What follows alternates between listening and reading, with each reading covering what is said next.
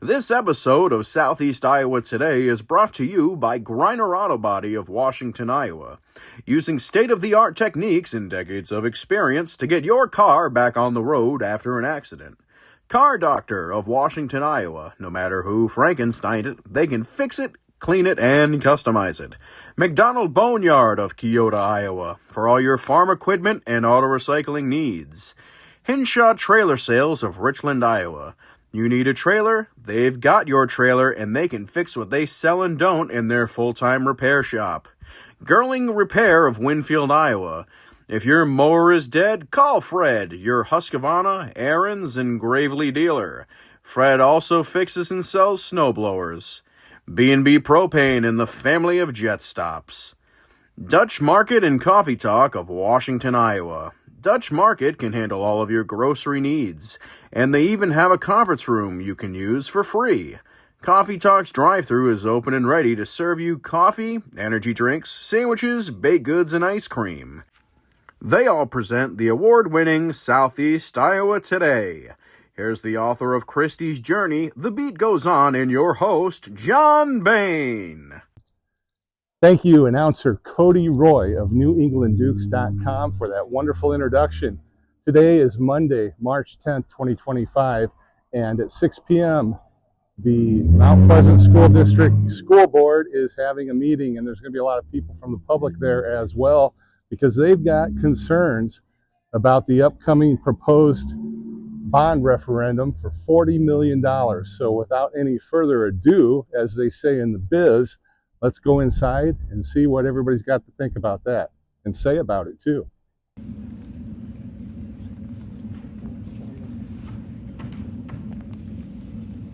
Next we have citizen comments. The MPCSD Citizens for Change is on the agenda for 15 minutes.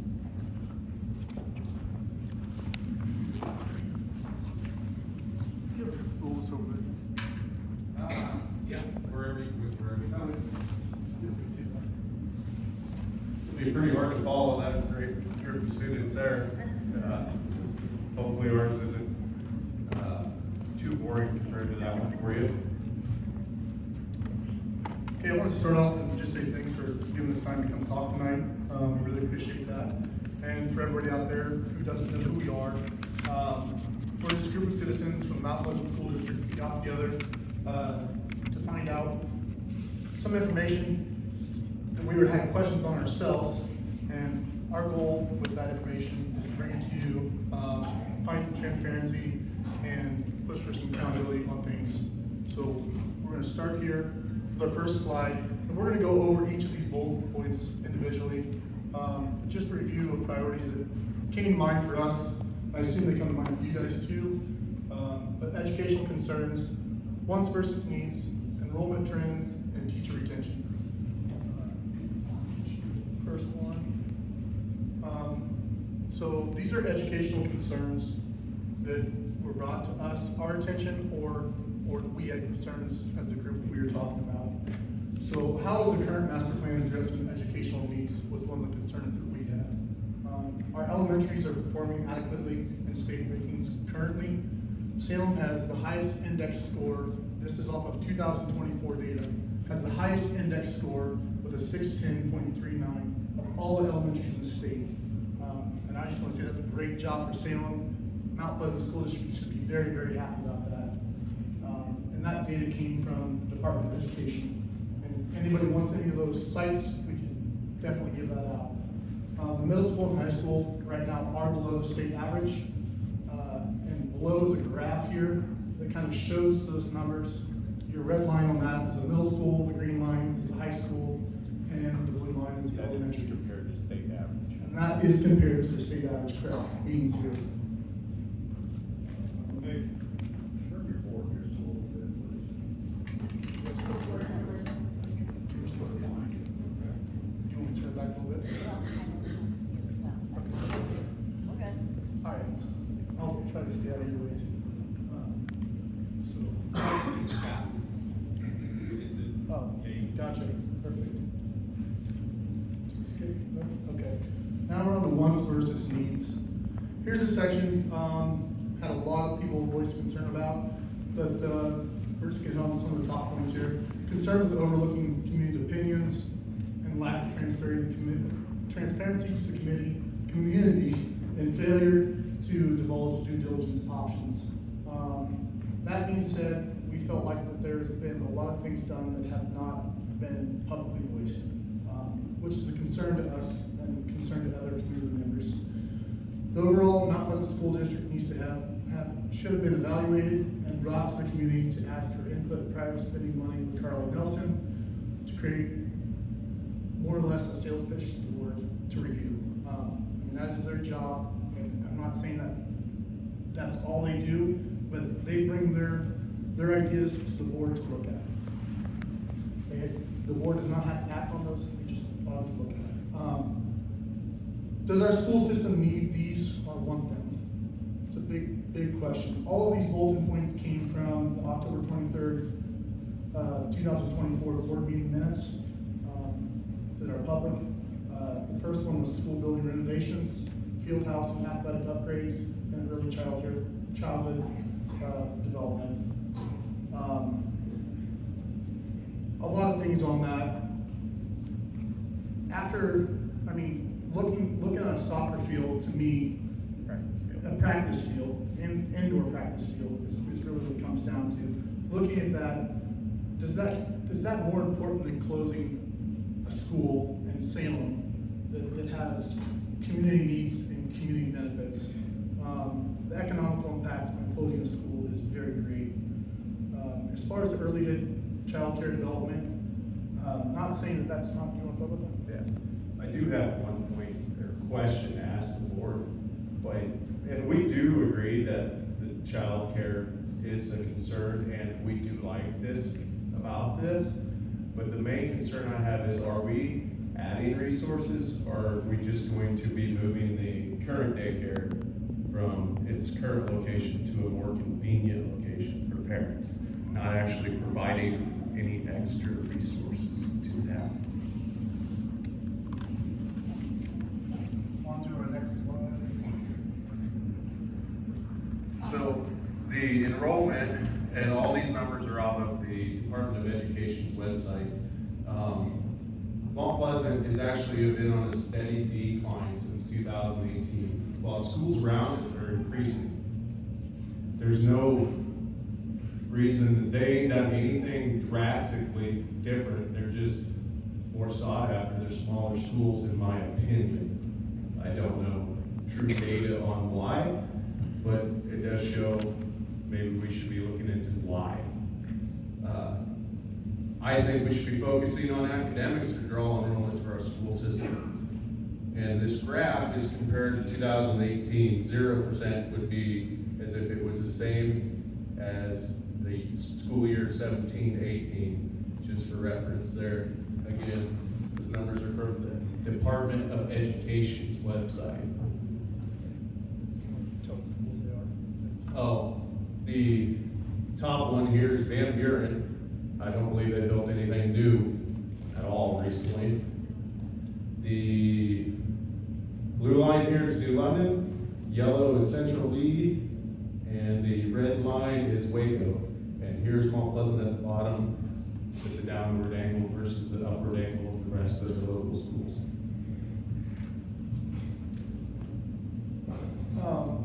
Another big thing that has been brought up quite a bit is teacher retention in our school system. Keeping teachers is very important to us. Every time we retain a teacher, every time we don't retain a teacher, we lose a familiar face in our school system. And that is very impactful to our students coming back year and year again. Turnover costs to replace a teacher, and this is from Learning Policy Institute. They did a deal on this, and I have a link on there if you want it, I can get it to you. The turnover cost for our rural size school was $11,860 on average. And those costs come in from recruitment, hiring, training, indirect costs, loss of productivity, learning the ropes when they get to our school system. And not only that, the kids have to get familiar with those teachers too, which does cost a little bit of time of teaching. But here's some metrics from our current school, all the elementaries. Salem has a retention rate of 100%. Van Allen is 81. And these are all numbers off of 2024. Harlan is 47%, and Lincoln was 89. So Again, source from the government. That source is from the Iowa School Performance.gov, just in case anybody's questioning it.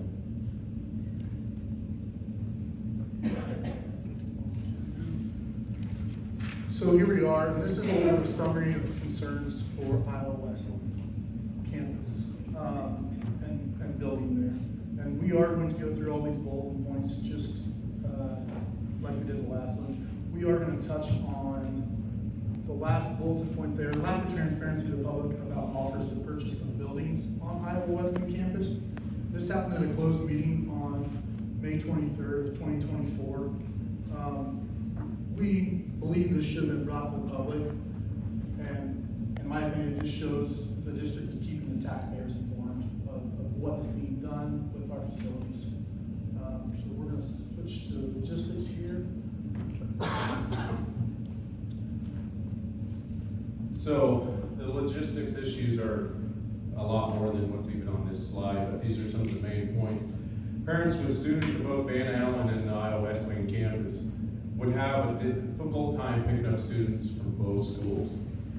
We currently are seeing that with the grade alike with 3 schools. And that is referenced in the school board meeting minutes on October 23rd. North Broadway is an extremely busy street already. The repurpose of the dorms into the section 42 low-income housing is just going to increase traffic. The flow of traffic with the railroad tracks next to it is a big hindrance. If their train goes by, where's cars go? They wait, and everybody waits. Pulled up from the Iowa DOT's own website, 3,240 vehicles per day on Broadway. Van Allen, 1,420. Lincoln, 870. Salem, 890. The high school's only 290, or 2290, sorry. If you average the elementary schools now, Broadway's 3 times the traffic. That's a logistics concern, in my opinion, a logistics nightmare. On to safety issues with the Iowa Wesleyan campus, we can build there. Greater number of kids in one location increases risk during emergencies. Doesn't matter what you do. The more kids you have there, the more susceptible you are to risk. You want to say that? Safety and separation. It's as simple as that. No matter the emergency, half the kids have the potential problems. This location also impacts response time, since all the emergency services are on the south side of the railroad tracks. If there isn't a train, should not be an issue. But if there is trains, for example, you'd have to go all the way around the overpass to get to those emergencies. Or wait for the train, either way. The two-story design of the elementary, yes, on a normal daily basis, is it fine?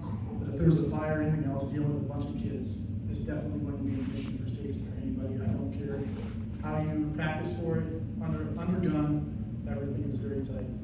So, and then the geographical location and proximity to railroad tracks. There's a lot of things that happen next to railroad tracks, whether it's a derailment of chemicals or environmentally, unfriendly environmentally. I don't know how I want to say that, but either way. Hazardous concerns. There you go, hazardous concerns with the trains. That's probably the best way to put it. This here is a graph that was done on So this is a graph that shows every 5 days a child or teen is killed in a railroad-related incident in the U.S. Not saying it's next to a school, not pointing that out at all. I'm just saying overall data shows that trains and children are very dangerous. And this came from a study they did from, I think that was from the University of can't remember the university, but it is there if you want to click on that data and look at it. There's a lot more data. I just didn't have time to put it on the screen and talk about it. Yeah, 3 minutes. So the current plan is going to hinder our growth. The campus is not big enough to accommodate for future growth. Current enrollment already maximizes our desired class sizes. The high school will be a more effective building site than Iowa Wesleyan campus. The original plan was that in the 1996 school bond to build this school. Everything was supposed to be built here. We would still have to maintain 2 elementaries. We're not eliminating all of them, making one central campus, just 2. Unused buildings at Iowa Wesleyan College, they're still gonna cost us money.